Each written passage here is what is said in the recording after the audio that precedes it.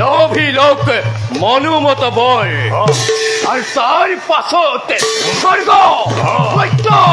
পাতালৰ হওক এক সত্ৰী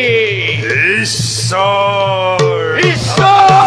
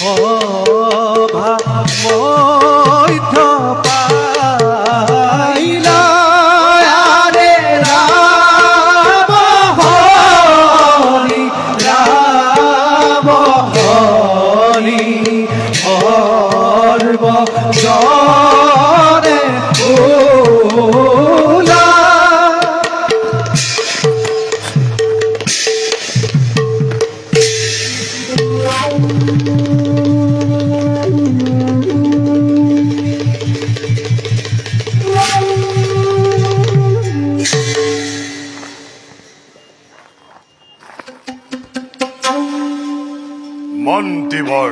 দৈত্যৰাজ আৰু সেনাপতি দৈত্যৰাজ আছেনে কুশলে মোৰ যত প্ৰজাগণ কৰিছে নেকি কোনোবাই বিদ্ৰোহ আচৰণ দৈত্যৰাজ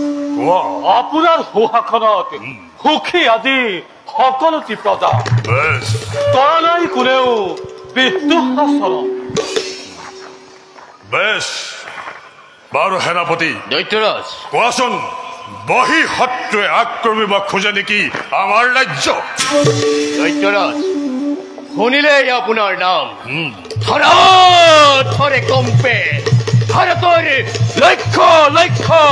ৰাজেন্দ্ৰৰ প্ৰাণ এইহে দৈত্যৰাজ কোনো চিন্তা নাই বহি শত্ৰুৰ পৰা নহে জানো এইটো আমাৰ আনন্দৰ বতৰা নহয় নহয় নহয় নহয় সেনাপতি দৈত্যৰাজ নহয় মন্ত্ৰী দৈত্য নোহে ইটো আনন্দৰ কাৰণ নোহে ইটো সন্তুষ্টিৰ কাৰণ দৈত্যৰাজ ই যে মোৰ বাবে দুখৰ কাৰণ দুখৰ কাৰণ কাৰণ আজি পৰ্যন্ত নাপালো মোৰ যোগ্য প্ৰতিদ্বন্দ্বী সমকক্ষ বীৰৰ বাবে দগ্ধ দগ্ধ আজি মোৰ হৃদয় নাজানো কিবা দৰে পূৰণ হ'ব মোৰ মনৰ আকাংক্ষা দৈত্যৰাজ মোৰ বোধেৰে মহাদেৱ শিৱৰ কাষতে আপুনি পাব যোগ্য সমিধান যাওক মহাৰাজ আপুনি শিৱৰ আৰাধনাৰ হেতু ময়ো তাকেই কওঁ দৈত্যৰাজ প্ৰথমতে আপুনি দেৱাদিদেৱ মহাদেৱক সন্তুষ্ট কৰি লোভী লোক মনোমত বল আৰ তাৰ পাছতে স্বৰ্গ মৈত্য পাতালৰ হওক এক সত্ৰী ঈশ্বৰ ঈশ্বৰ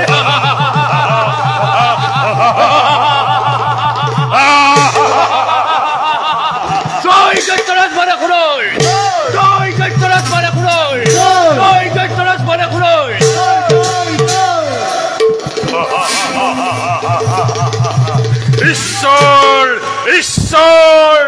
ঈশ্বৰ উত্তম উত্তম মন্ত্ৰী অতি উত্তম সেনাপতি দৈত্যৰাজ শতবাৰ প্ৰশংসিছো মন্ত্ৰণা তোমালোকৰ দৈত্যৰাজ বেছ কালিলৈ পুৱাতেই যাত্ৰা কৰিম মই শিৱৰ আৰাধনাৰ হেতু গতিকে মোৰ বৰ্তমানত তোমালোক দুয়োজনে ভালদৰে পালিবা প্ৰজাক ভাল দৈত্যৰাজ কিন্তু এটা কথা মনত ৰাখিবা কওক দৈত্যৰাজ বাহিৰৰ শত্ৰুৰ আক্ৰমণতকৈ